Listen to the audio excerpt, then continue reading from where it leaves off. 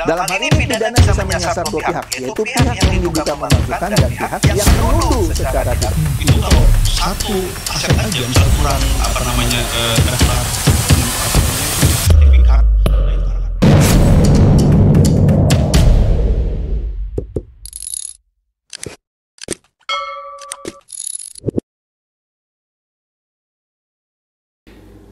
Halo Bapak Ibu, saudara-saudari sekalian, lovers and haters. Salam cerdas Indonesiaku. Jumpa lagi kita pada kesempatan kali ini. Bagi Anda yang belum subscribe channel saya, silakan subscribe channel saya. Tekan loncengnya agar Anda dapat notifikasi setiap kali saya mengupload video-video saya. Kali ini saya akan membahas reshuffle yang ketiga ini. Ya. Yang ketiga. Yang kemarin tuh kedua tuh. Menarik ini. Menarik. Dan sepertinya akan ada reshuffle keempat. Tapi itu nantilah kita bicarakan ya. Tapi itu nanti. Ini dulu. Kemarin Prabowo resmi lantik 11 pejabat. 11 pejabat. Ada Menko Polkam, Djamari Tjaniago. Dan ada Menpora baru yang pengganti Dito Aryo Tejo, yaitu Erick Thohir. Ini menarik loh.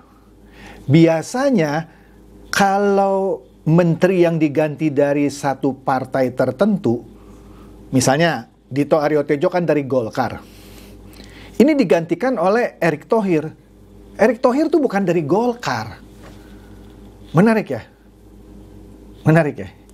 Kemudian Budi Gunawan yang sebelumnya Menko Polkam, yang orang bilang tanda kutip lah ya, representasi PDIP, walaupun PDIP bilang bukanlah, Budi Gunawan itu profesional.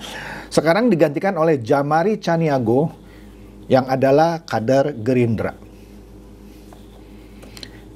Nah, kita lihat di sini Detik News ya memberitakan bahwa Pak Prabowo resmi melantik Djamari Tjaniago menjadi Menteri Koordinator Politik dan Keamanan, Menko Polkam, dan juga melantik Erick Thohir menjadi Menteri Pemuda dan Olahraga, Menpora. Itu dilakukan kemarin ya, pelantikannya hari Rabu di Istana Negara. Ya. Nah, kemudian dikatakan juga Pak Prabowo melantik sejumlah pejabat lainnya, ya. Pak Prabowo membacakan sumpah yang diikuti oleh Djamari Tjaniago hingga Erick Thohir. Ini 11 orangnya. Yang pertama Menko Polkam, Djamari Tjaniago. Yang kedua Menpora, Erick Thohir, yang menggantikan Dito Aryo Tejo. Kalau Djamari Tjaniago menggantikan Budi Gunawan. Kemudian yang ketiga, Kepala Kantor Staf Presiden, sekarang Muhammad Kodari. 4. Penasehat khusus Presiden bidang Kamtibmas dan Reformasi Polri, Ahmad Doviri, yang sebelumnya adalah Wakapolri. Kemudian Kepala Badan Komunikasi Pemerintah, Anggaraka Prabowo. Ini menggantikan Pak Hasan Nasbi. Nah, Badan Komunikasi Pemerintah ini nama baru, ya, nama baru menggantikan PCO. Nantilah kita bahas dikit lah ya. Wamenaker yang menggantikan Noel itu adalah Afriansa Nur. Wamenhut dijabat sekarang oleh Rohmat Marzuki. Wamenkop oleh Farida Farica. Wakil Kepala BGN Nanik S. Dayang. Kenal nih saya nih, Nanik S. Dayang. Kemudian Wakil Kepala BGN juga ada lagi Sony Sanjaya. Kemudian Kepala LKPP Sarah Sandiga. Nah, dengan demikian, jabatan Menpora yang sebelumnya kosong selama kurang lebih sepekan, sekarang sudah diisi oleh Erick Thohir. Begitu juga jabatan Menko Polkam yang juga sempat kosong, sekarang diganti oleh Djamari Tjaniago. Menariknya, setelah Erick di reshuffle menjadi Menpora, maka jabatannya sebagai Menteri BUMN kosong sementara, belum diumumkan lebih lanjut, ya.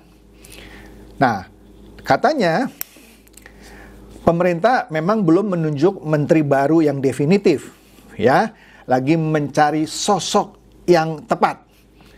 Oleh karena itu kemungkinan besar posisi Menteri BUMN yang ad interim sementara lah gitu ya akan diisi oleh salah satu wakil Menteri BUMN yang sudah ada. Namun Pak Prasetyo sebagai Menteri Sekretaris Negara belum mengumumkan nama yang akan ditunjuk. Oke? Sabar. Kan ada yang keempat katanya ya, reshuffle keempat. Dengar-dengar sih bocorannya, ini dengar-dengar Oktober. Ini mantep banget nih. Kocok terus ya. Nah kita lihat Pak Jamari ini ya. Jamari Caniago ini merupakan purnawirawan Jenderal TNI ya. Dia terakhir pensiun jabatannya Letjen. Nanti kita lihat dia akan dikasih gelar kehormatan jadi jenderal penuh. Nah nanti deh. Ya lulusan Akabri tahun 1971, 3 tahun di atas Pak Prabowo, lebih senior ya. Dan juga di atas Pak Syafri Samsudin, yang mana Prabowo dan Syafri itu lulusan 1974. Selama menjadi prajurit, Jamari pensiunnya tadi saya katakan pangkat terakhirnya Letnan Jenderal bintang 3. Karir militernya, dia pernah menjadi Pangkostrat, Panglima Komando Cadangan Strategis Angkatan Darat pada 1998 sampai 1999. Kemudian, Jamari juga diketahui pernah menjadi bagian dari Dewan Kehormatan Perwira atau DKP yang memutuskan Prabowo terbukti melakukan pelanggaran terlibat dalam operasi, di sini disebut penculikan. Walaupun Pak Prabowo bilang saya nggak culik tuh, saya sudah kembalikan kira-kira gitu ya. Sejumlah aktivis pada 1997 dan 1998. Dalam putusannya kita tahu kan DKP ini memberhentikan Pak Prabowo dari ABRI pada 1998. Setelah menjabat Pangkostrat, Jamari dipercaya sebagai Wakil Kepala Staf TNI Angkatan Darat. Tinggi dong, pada 1999 sampai tahun 2000. Lalu setelahnya, ia pun mengisi kursi Kepala Staf Umum TNI pada tahun 2000 sampai 2004. Kasum TNI, ya. Nah, setelah proses ini, reshuffle ini dilakukan, ya kan, maka resmi jadi menteri di kabinet Merah Putih periode 2024 sampai 2029. Terhitung kemarin. Ya. Nah, ini menarik ya. Sebelumnya kan sempat ada rumor yang kenceng. Sepertinya besok Pak Mahfud akan dilantik menjadi Menko Polkam. Kenceng itu.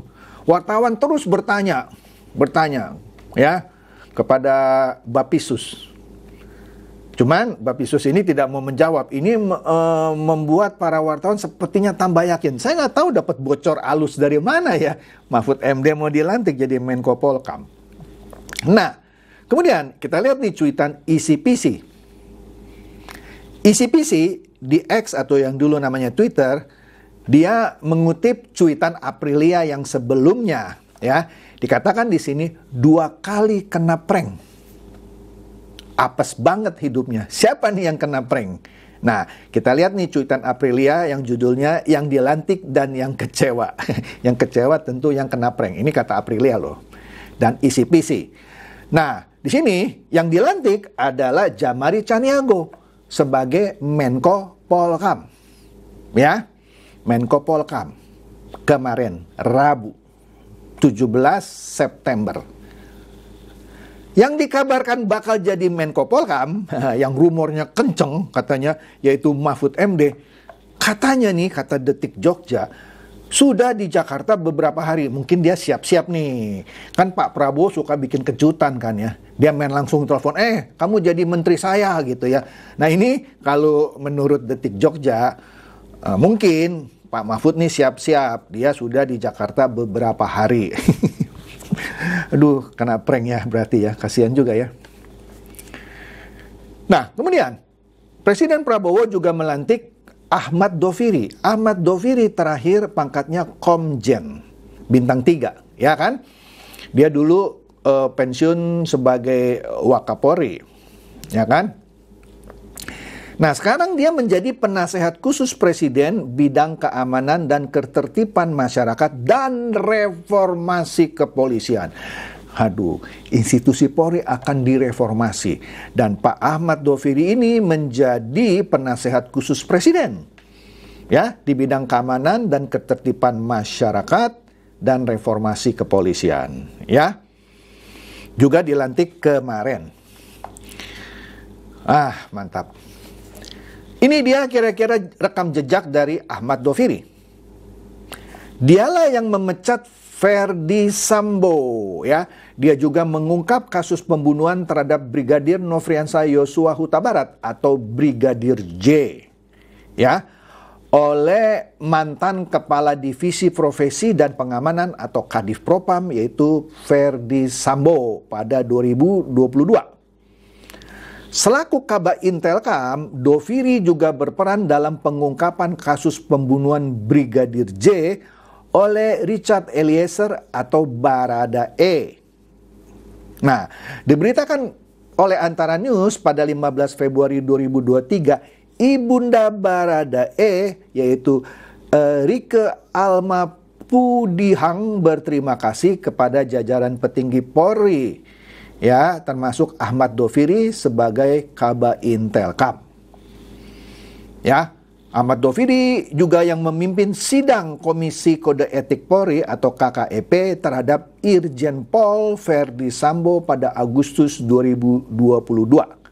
Sehingga akhirnya pada 26 Agustus 2022, Komisi Kode Etik Polri menjatuhkan sanksi pemberhentian dengan tidak hormat atau pemecatan kepada Irjen Pol Verdi Sambo karena melakukan pelanggaran berat kode etik profesi, yakni tindak pembunuhan berencana terhadap Brigadir J, dan juga masuk Hotel Prodeo lah.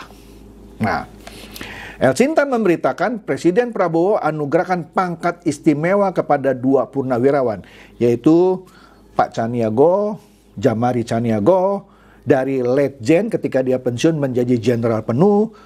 Pak Ahmad Doviri yang sebelumnya Komjen juga diberikan jenderal penuh, ya. Iya nih, kenaikan pangkat istimewa, ya, diberikan sebagai bentuk penghargaan atas pengabdian dan prestasi kedua jenderal yang dianggap sebagai putra terbaik bangsa. Kemudian Mensesnek menjelaskan bahwa keputusan ini didasarkan pada masukan dari berbagai pihak, termasuk institusi terkait, atasan, dan bawahan mereka. Jadi, seperti halnya Pak Prabowo diberikan kenaikan pangkat 1 tingkat oleh Presiden Jokowi atau Presiden RI ke-7, sekarang Pak Prabowo juga menganugerahkan kenaikan 1 tingkat kepada Pak Jamari Caniago dan juga Pak Ahmad Doviri menjadi jenderal penuh. Mantap. Nah, ada juga yang mana Anggaraka sekarang dilantik jadi Kepala Badan Komunikasi Pemerintah. Kalau dulu kan namanya bukan Badan Komunikasi Pemerintah, ya. Nah, di sini bukan bubar. PCO bertransformasi jadi Badan Komunikasi Pemerintah. PCO itu kalau saya nggak salah Presiden Communication Office gitu, ya. Badan Komunikasi Kepresidenan sekarang menjadi Badan Komunikasi Pemerintah, ya kan? Nah, dia katakan benar tuh, yang sebelumnya dikenal sebagai PCO yang mana kepalanya adalah Pak Hasan Nasbi. Jadi dengan kata lain, Pak Hasan Nasbi di reshuffle, penggantinya adalah Anggaraka. Oke? Nah, dikatakan di sini bahwa PCO itu atau Presidential Communication Office tidak bubar, melainkan berubah namanya menjadi Badan Komunikasi Pemerintah. Ya kan? Selain itu, siap-siap nih. Bocorannya sih bulan depan nih ada reformasi yang hubungannya dengan reshuffle keempat nih. Yang nggak tahu sih ya, walaupun dikatakan evaluasi institusi Polri ini adalah mereformasi institusinya, bukan personal. Tapi ujung-ujungnya orang menghubung-hubungannya dengan penggantian Kapolri.